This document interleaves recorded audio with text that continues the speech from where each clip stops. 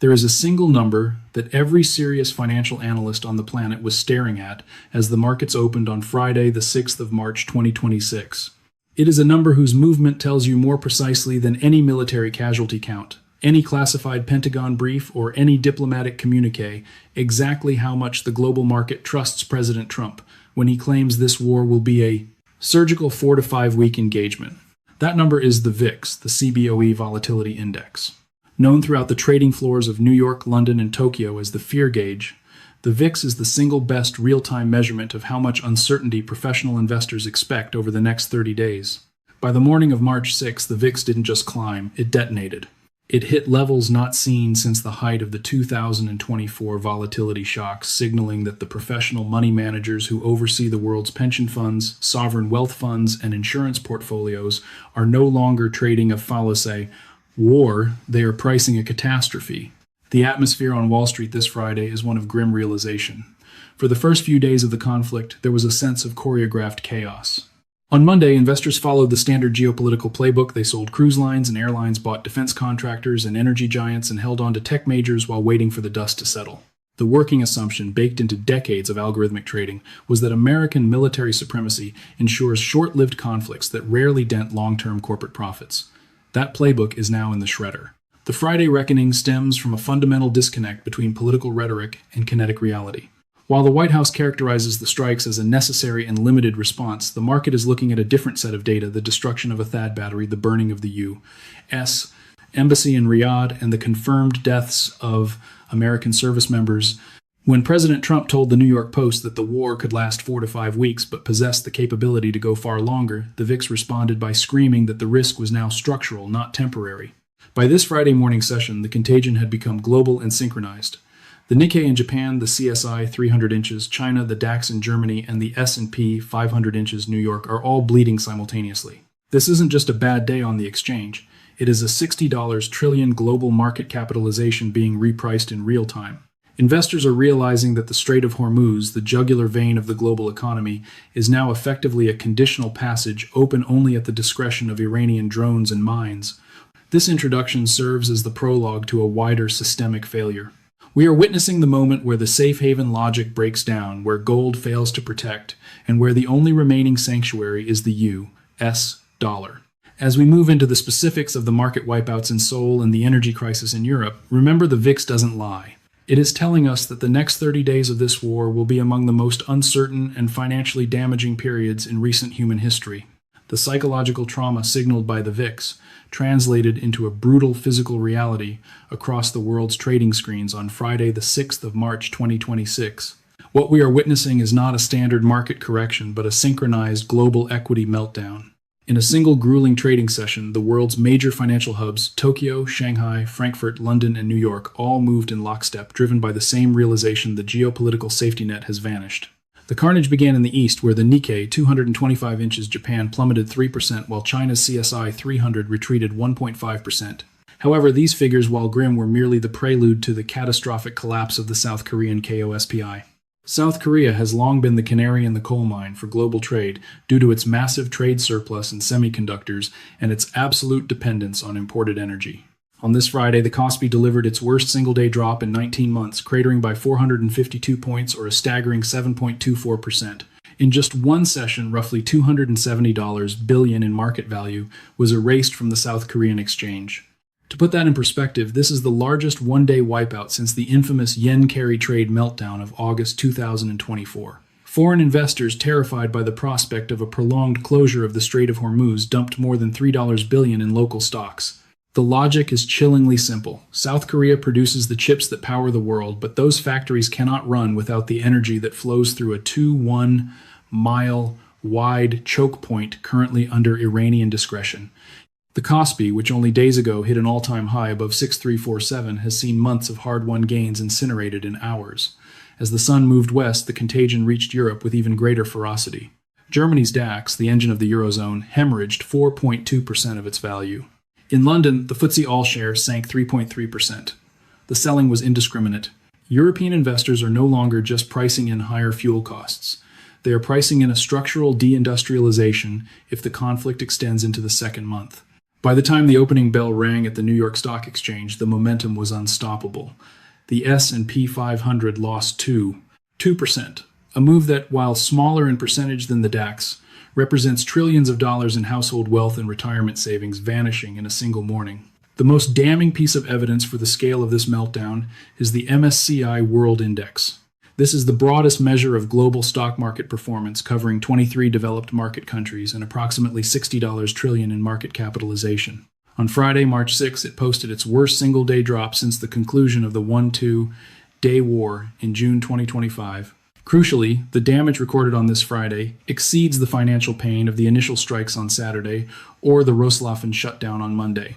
This tells us that the market's delayed fuse has finally reached the powder keg. For the first 48 hours of the war, professional investors applied the standard playbook. They waited for clarity, assuming the U.S. Navy would secure the shipping lanes within days. But as the week progressed, that clarity arrived in the form of burning embassies and destroyed interceptor stocks. The selling we see now is the result of forced capitulation. Institutional money managers, those running the world's pension funds and sovereign wealth funds, are looking at a map of the Persian Gulf and realizing that the return to normalcy is a mirage. The MSCI World Index's 7% drop is a collective vote of no confidence in the current military trajectory. When $60, the trillion of capital, decides simultaneously that the risks are no longer calculable, the result is a vertical drop. This meltdown is fueled by a terrifying realization regarding energy logistics. The Strait of Hormuz carries 20% of global trade and a critical share of the energy required to power the world's high-tech manufacturing hubs. With Iran conditionally closing the strait and the U.S. Navy's Fifth Fleet headquarters in Bahrain under direct fire, the market is no longer betting on an American victory. It is betting on a global supply chain fracture. The $270 billion gone from South Korea alone is a harbinger. It represents the energy for tech trade breaking down. As we look at the closing numbers for this Friday session, the question isn't whether the markets will bounce back on Monday. The question is whether the fundamental assumptions that have underpinned global equity valuations since the pandemic, low inflation, stable energy, and secure shipping, have been permanently destroyed. For decades, the global financial elite have relied on a set of unwritten rules, a standard geopolitical playbook, to navigate the initial fog of war. The logic was almost comforting in its predictability. When missiles fly, you sell cruise ships and airlines, you buy defense contractors and energy giants, you hold on to your big tech majors, and you wait 48 to 72 hours for clarity. The underlying assumption was that American military dominance would ensure any conflict was swift, surgical, and ultimately beneficial for the Pax Americana market structure. On Monday, March 2, that playbook seemed to be holding. But by Friday, the 6th of March, 2026, the playbook wasn't just failing. It was being incinerated by the reality of asymmetric warfare and a shifting political narrative. The illusion of a short war. The first page of the playbook states that modern wars do not last long enough to materially damage corporate profits. History supported this: the 1991 Gulf War, the 2003 invasion of Iraq, and even the June 2025 skirmish all saw market panics that evaporated within a fortnight. Investors initially bet on a repeat performance. However, the short war theory collapsed the moment President Trump told the New York Post that this engagement could last 4 to 5 weeks with the capability to go far longer. In the high-frequency world of modern finance, 4 to 5 weeks is an eternity. It is the difference between a temporary supply chain hiccup and a structural global recession. By the time Friday's closing bell approached, the market had realized that Trump's timeline sits exactly at the threshold where manageable disruption becomes permanent economic scarring. The attrition math, 6 versus by their hundreds. The second page of the playbook assumes that U.S. technological superiority, specifically in missile defense, is an impenetrable shield. That myth was shattered this week. Senator Marco Rubio's revelation that the United States produces only 6 interceptors per month against an Iranian arsenal of hundreds of drones and cruise missiles sent a shockwave through institutional risk models. The playbook said America wins and wins fast.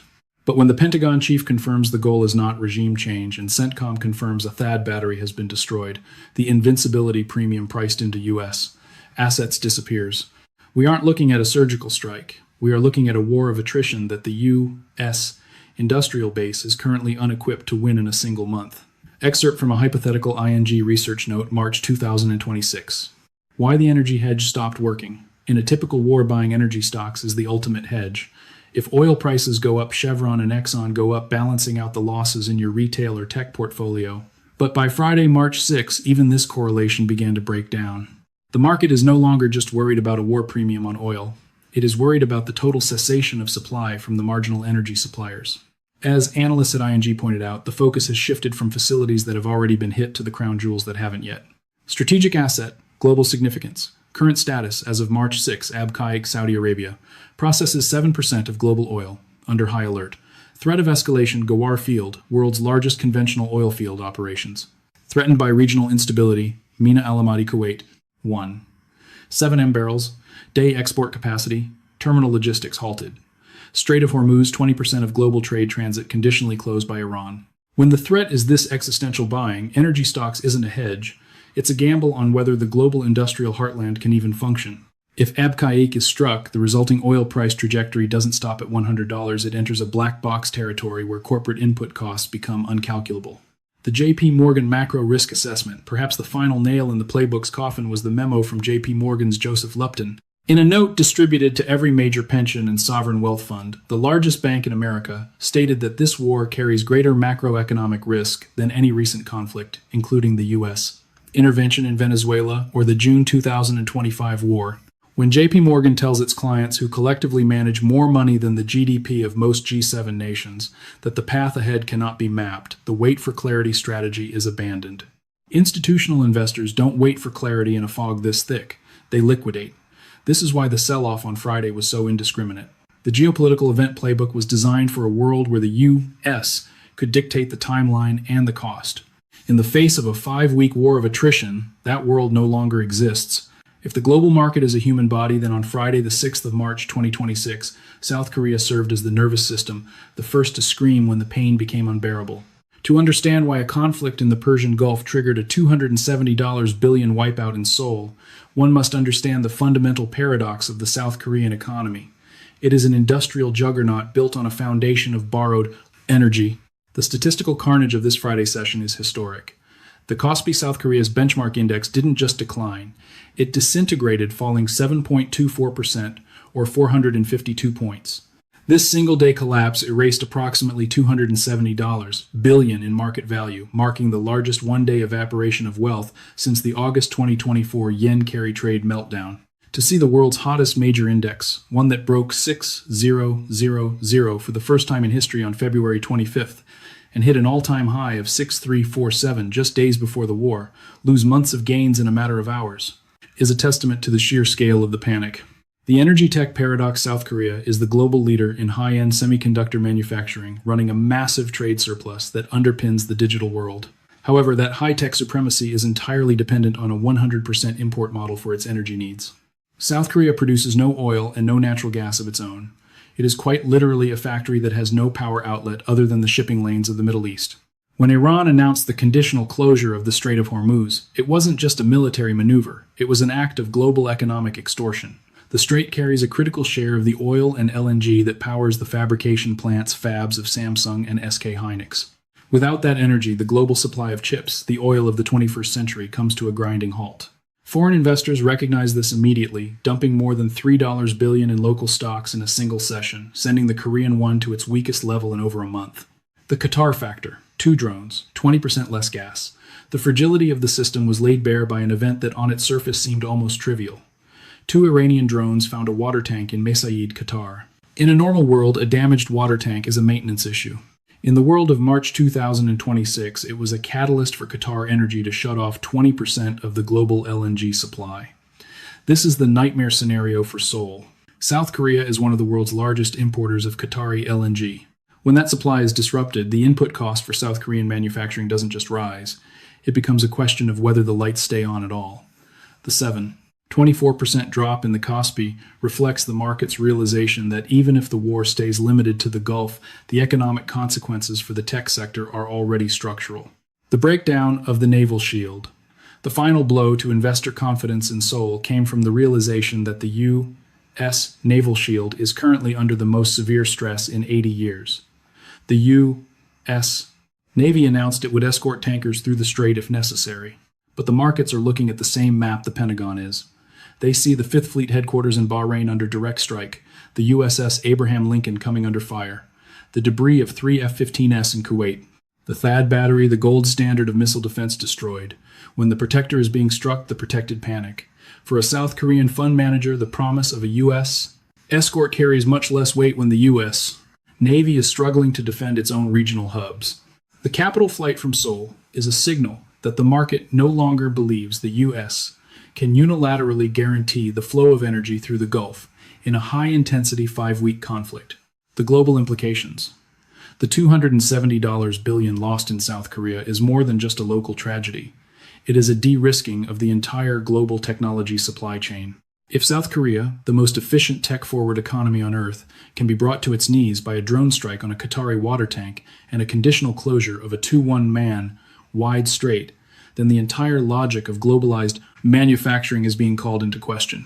The KOSPI's fall is the opening chapter of a broader story, the realization that in 2026, energy security and national security are indistinguishable. As we look toward the weekend, the question for every investor from New York to Sydney is no longer about growth or earnings. It is about whether the energy required to produce that growth can actually reach the factory floor. In every geopolitical crisis of the past 50 years, every regional skirmish, every looming recession, and every moment of institutional uncertainty, there was one immutable law of finance: gold goes up. It is the ultimate sanctuary, the safe haven where capital hides when the world catches fire. Whether it rises by a little or a lot, gold is the destination when the dollar looks risky, when bonds look volatile, and when stocks look like a liability. But on Friday, the 6th of March 2026, that 5000-year-old logic didn't just fail, it shattered. As the world watched the conflict in the Gulf escalate, gold prices slid more than 5%, dropping to $5.041 per ounce. Silver futures followed suit, cratering more than 8% to $81.23 per ounce. The carnage in the precious metals sector was even more pronounced in the equities market, with gold and silver miners facing a total collapse. Hecla mining fell 15%, core mining dropped 13%, and some junior miners saw nearly 20% of their value erased in a single session. To the casual observer, this makes no sense. Why would the ultimate hedge against war fall during the 5th day of a major conflict? The answer lies in a phenomenon that terrifies professional traders far more than a simple market correction: systemic deleveraging, the flight to liquidity, not safety. What we witnessed on Friday was not the safe haven trade working. It was the safe haven trade breaking down. When gold falls alongside stocks, bonds, and even crypto, it indicates that institutional investors are not running to safety, they are running to cash. Specifically, they are running to the U.S. dollar. The DXY index, which measures the dollar against a basket of major currencies, surged 1.1% in its sharpest single-day gain since May of last year. In the brutal calculus of a liquidity crisis, the USS dollar is the only asset that matters. When the VIX Volatility Index hits extreme levels and risk frameworks are breached, institutional models stop working. At that point, fund managers receive the most dreaded notification in finance: the margin call, the mechanics of forced liquidation. When a massive hedge fund or a pension fund sees its stock and bond portfolios lose 3% to 7% in a single morning, they must post collateral cash to maintain their positions. If they don't have enough cash on hand, they are forced to sell whatever assets are still liquid. Because gold had a spectacular run-up in January and February, reaching an all-time high of $5.300 just before the war, it was the only asset in many portfolios that was still in the green. On Friday, institutions began selling their winners to pay for their losers. They sold gold not because they lost faith in its value, but because they needed the dollars to survive the day. This is the financial signature of a deleveraging event. Every asset class declined simultaneously except the dollar. Asset class Friday, March 6 performance market. Sentiment S&P 500, negative 2.2%. Panic, selling gold, negative 5.1%. Forced liquidation, silver, negative 8.4%. Forced liquidation, global bonds, declining. Inflation, rate fears U.S. Dollar DXY plus 1.1%. Scarcity, flight to cash. The death of the bond haven. Compounding the problem is the simultaneous collapse of the bond market. Usually when stocks fall, investors buy government debt bonds, pushing yields down and prices up. But this war has unleashed a dual-headed monster of supply chain disruption and energy-driven inflation. Traders from Sydney to London to New York have offloaded government debt as they realize that a 5-week war will supercharge inflation. Those concerns are eroding the haven appeal of fixed-income assets. As bonds fall and gold falls, the traditional 60/40 portfolio, the bedrock of Western retirement planning, is being systematically dismantled. The broken shield. When the safe haven trade breaks, it tells us that the market has moved past the stage of pricing in a war and has entered the stage of fearing a systemic collapse. The 5% drop in gold is a warning sign that the global financial system's plumbing is becoming clogged. Institutional investors are looking at Trump's 8 to 3 5-day timeline and realizing that no central bank policy or trade tariff can fix a 67% spike in gas prices or a closed shipping lane. They are hoarding dollars because they anticipate a period where liquidity will be more valuable than any metal or any stock. The paradox of Friday, March 6 is that the very asset designed to protect us from war, gold, became the victim of the war's financial chaos. It was sold to provide the liquidity needed to keep the lights on in a world where the standard playbook has been shredded. As we head into the next phase of this crisis, the question is no longer how high gold can go, but how many institutions can survive the dash for cash. By the afternoon of Friday, the 6th of March 2026, the focus of the global financial elite shifted from the immediate shock of missile strikes to a much more terrifying calculation: the duration of the disruption. In the cold analytical world of macroeconomics, there is a specific boundary where a geopolitical event transforms into a structural depression. That boundary is exactly 28 days. The catalyst for this realization was a research note that landed in every institutional inbox, simultaneously authored by JP Morgan's Joseph Lupton and his colleagues. JP Morgan, the largest bank in the United States, manages more capital through its clients' portfolios than the GDP of most developed nations. When they speak, the market doesn't just listen, it moves. Their assessment was blunt: this conflict generates greater macroeconomic risk than any recent military engagement, exceeding both the U.S. intervention in Venezuela and the high-intensity Israel-Iran conflict of June 2025. The 28-day knife's edge. The market is currently obsessed with the number 28. Why? Because according to Wood, Mackenzie's Alan Gelder, and other top energy analysts, 1 month is the critical threshold for the global supply chain. If a conflict is resolved within 28 days, the damage is largely manageable. Inventory buffers can absorb the shock, shipping routes can be temporarily diverted, and energy price spikes can be treated as a war premium that eventually reverses. However, once you cross the 28-day mark, the calculus changes fundamentally. President Trump's public estimate of a 4 to 5 week war places the global economy exactly on the wrong side of that threshold. A 5-week conflict is 35 days, a full week past the point of no return for corporate profit margins. The inflationary cascade. The 1-month boundary is not an arbitrary date. It represents the time it takes for energy costs to embed themselves into the input prices of every product on Earth. The logic of the cascade is relentless. Energy spikes, oil hits $100, and European gas TTF surges 67%. Input costs. Airlines, shipping companies, chemical manufacturers, and food producers see their operating costs explode. Earnings compression. These costs begin appearing in quarterly earnings reports within weeks. The market's assumption that wars don't damage profits will be tested in April and May when actual profit and loss statements are released. Consumer prices companies pass these costs to the consumer. Wage price spiral higher. Consumer prices trigger wage demands, which in turn force central banks to keep interest rates higher for longer. This is precisely why the bond market rally of January and February 2026, the best start to a year since the pandemic, was completely erased in a single week of fighting. Professional investors had spent the last 2 months betting on lower inflation and lower interest rates. That entire thesis was incinerated by 5 days of war, the higher for longer trap. The Federal Reserve now finds itself in a strategic corner. If they cut rates to support a failing stock market, they risk letting war-driven energy inflation spiral out of control, destroying their credibility. If they keep rates high to fight inflation, they accelerate the market meltdown and the deleveraging event we saw on Friday.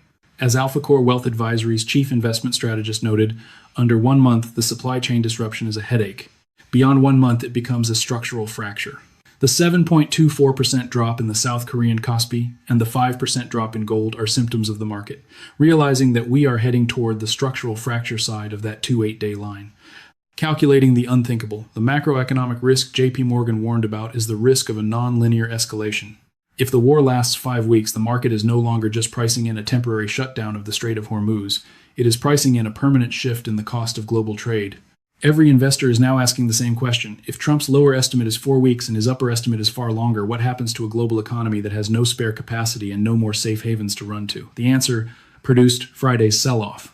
The market isn't panicking because of what happened on Tuesday or Wednesday. It is panicking because it has done the math on what happens on day 29. As the final bell rings on Friday, the 6th of March 2026, the global financial landscape has been fundamentally altered. The Friday reckoning was not a momentary lapse in investor confidence. It was the birth of a new, darker calculation. The market is no longer panicking, it is calculating. It is calculating the cost of a world where the U.S. Navy escorts tankers through a mined strait at gunpoint, where interceptor stocks deplete faster than they can be replaced, and where the 1-month boundary of manageable disruption is rapidly approaching in the rearview mirror. The most chilling takeaway from this week is the realization that the worst may still be ahead. As the research note from ING correctly identified, the focus of the global markets is now shifting to the marginal energy suppliers that have not yet been struck. We are talking about Abqaiq, the Saudi processing facility that handles 7% of the world's oil, Ghawar, the field that underpins the kingdom's entire export capacity, and the offshore platforms of Abu Dhabi. If a single Iranian drone, a device that costs less than a luxury car, successfully disrupts one of these facilities, the current models projecting $100 oil will be rendered obsolete. The political dimension of this crisis is equally fraught. The Gulf states are watching their property markets collapse and their interceptor stocks dwindle. They possess one remaining tool to force an end to the conflict's global economic pain. By allowing energy prices to climb and market sell-offs to deepen, they increase the domestic political cost within the United States. Eventually, the pressure of a 67% spike in gas prices and a decimated S&P 500 becomes a greater threat to the White House than any foreign adversary. Furthermore, the Federal Reserve is trapped in a strategic pincer movement. To cut rates now would be to surrender to war-driven inflation, effectively destroying the central bank's credibility. To hold rates high into a massive energy shock is to risk a full-scale depression. This is the deleveraging event that the 5% drop in gold warned us about. The global financial system is being squeezed of its liquidity at the exact moment it needs it most. President Trump's lower estimate of a 4 to 5 week war sits precisely at the 2-8-day threshold where manageable inflation becomes structural. We are currently on day 6. Every day that passes without a ceasefire or a decisive naval victory brings the global economy closer to a higher for longer inflation regime that no policy tool can reverse. Tuesday's sell-off was not a correction. It was the opening chapter of a story that cannot be reversed by a single tweet or a diplomatic phone call. The market is waiting to see what Iran fires next and what the U.S. industrial base can actually produce in response. For the global investor, the era of buying the dip is over. We have entered the era of the escalation horizon where the only certainty is that the price of global stability has just gone up permanently.